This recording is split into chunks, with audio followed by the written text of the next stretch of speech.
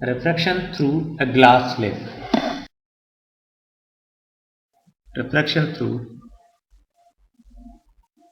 a glass slab. This is a slab of glass of thickness T.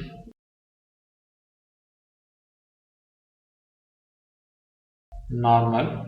Light ray comes from rarer medium air to glass,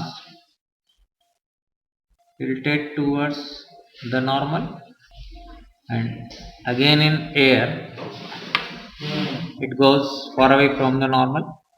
यहाँ पर यदि glass slab नहीं होता तो ये जो लाइट रे इनकमिंग जो लाइट रे है it will go straight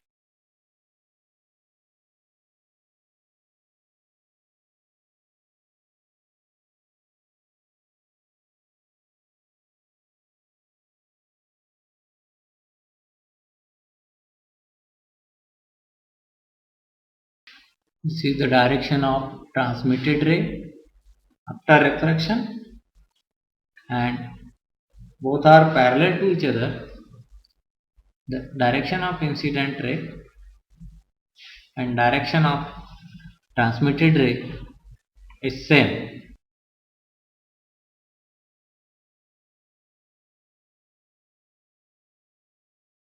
Angle I, angle R, I dash, R dash. When light ray is refracted through a glass slab, the ray of light emerging from a glass slab is parallel to the light entering it. Also in the glass slab, the angle of incidence is equal to the angle of emergence. It means angle I will be angle of R dash. Angle of incidence equal to angle of emergence. That's why the incident ray and emergent ray both are parallel to each other. Factors on which lateral shift depends are: what is lateral shift? Here, in previous diagram, that is perpendicular distance between the incident ray and emergent ray is called lateral shift.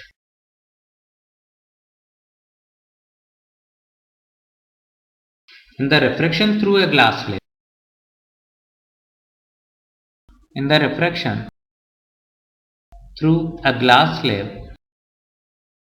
the perpendicular distance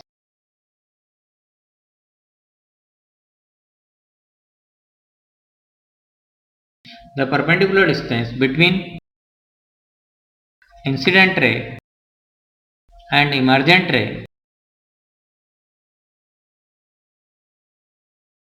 is called lateral shift.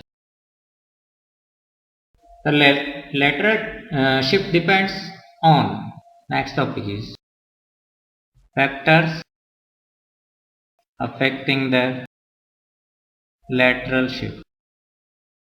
First point is, it is directly proportional to thickness of the glass slab. Lateral shift D. Lateral shift को हम यहाँ पे D से denote करते हैं, तो D is directly proportional to T.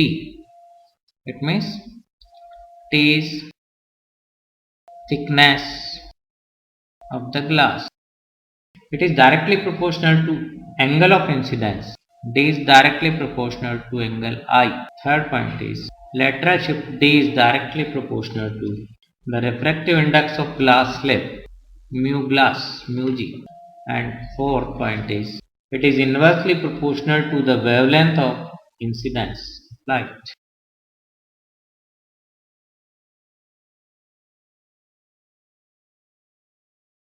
Inversely proportional to the wavelength of light. It means D is inversely proportional to lambda, or we can say it is inversely proportional to also the velocity d is 1 upon v, because lambda और v के relation opposite आते हैं. Refraction through a glass prism.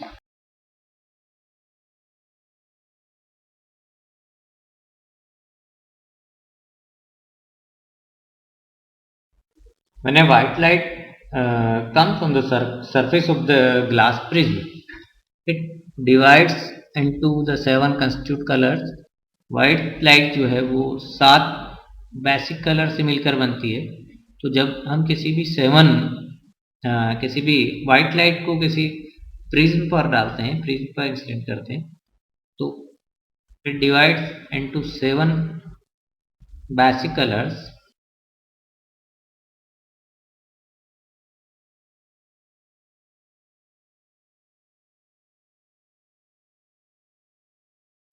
This is white light incident ray.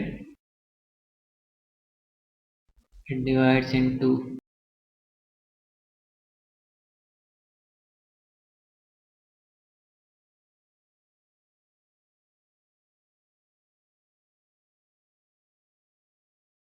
and sequence of these colors according to the Vibgyor: violet, indigo, blue, green, yellow, orange and red. It shows that the refractive index of violet color is maximum and minimum is of red color. Mu violet is greater than mu red. It means velocity of violet color is less than the velocity of red. Similarly, wavelength of violet less than the wavelength of red color. It means wavelength of red color light remains maximum.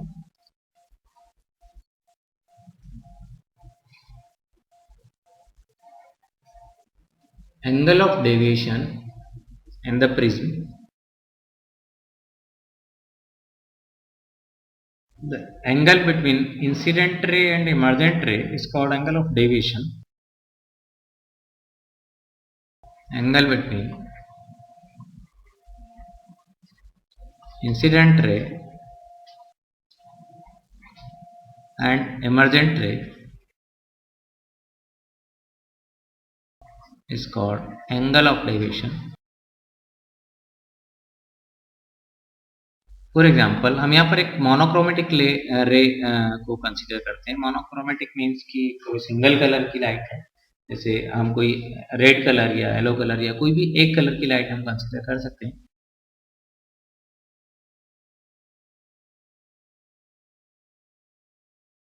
This is monochromatic ray of light. If there is no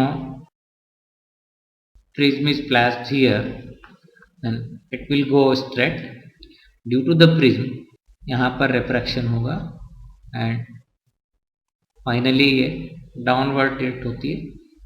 angle between the incident ray, this is the direction of incident ray and this is the direction of emergent ray, and angle between these two is the angle of deviation.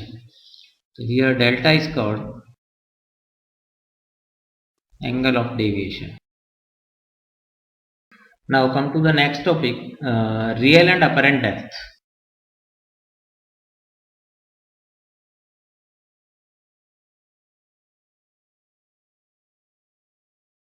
किसी भी pond को जब हम देखते हैं तो उसका जो बॉटम है, जो लोएस्ट सरफेस है, लोअर सरफेस है, वो हमको थोड़ा सा ऊपर उठा हुआ दिखाई देता है. तो एक्चुअली जो उसकी जो डेप्थ होती है उससे वो थोड़ा कम डेप्थ पर दिखाई देता है. हम जैसे मान लो किसी बीकर में एक कॉइन डाल दें और उसका हम देखें कि बीकर की हाइट कितनी है. जब उसमें हम पानी भर दें तो पानी भरने के बाद जो वो कॉइन है वो हमको काफ़ी ऊपर उठा हुआ दिखाई देता है.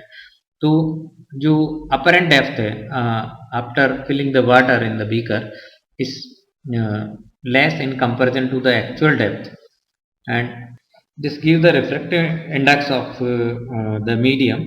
उससे भी हम रिफ्रैक्टिव इंडेक्स का कैलकुलेशन करते हैं।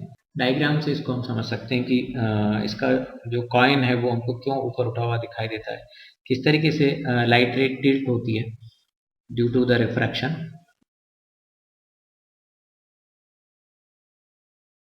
This is a coin.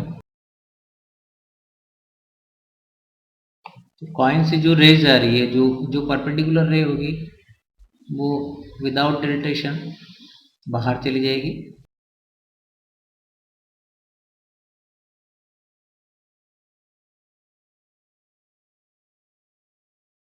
जो एंगुलर इंसिडेंट रे लेती है वो in the rare medium far away from the normal, तो आउटवर्ड डायरेक्शन में डिस्टेंस की ओर नॉर्मल से दूर की तरफ मुड़ जाती है ये इस तरीके से, and it seems to meet at this point. यहाँ पर हमको ये जो कॉइन ये उठा हुआ दिखाई देता है। This is the apparent depth and this is the actual depth of coin. The refractive index of water is equal to the real depth upon apparent depth.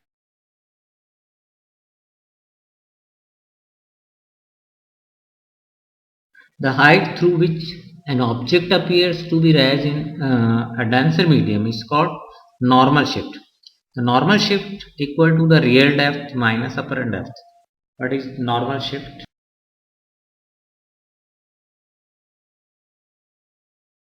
Normal shift will be equal to the real depth minus apparent depth, because it is a height which an object appears to be raised in the denser medium. Normal shift will be equal to real depth minus apparent depth. जो coin है हमको कितना ऊपर उठा हुआ दिखाई देता है, that height is called the normal shift. मतलब नॉर्मली जो कॉइन है वो बॉटम से कितना ऊपर की ओर उठ गया है due to the refraction effect, that is called normal shift. And normal shift always will be equal to the real depth minus apparent depth. The normal shift depends on the two factors. First is depends on real depth,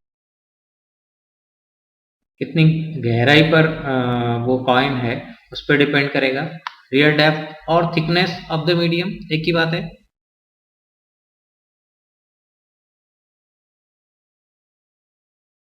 and second point is the refractive index of the denser medium.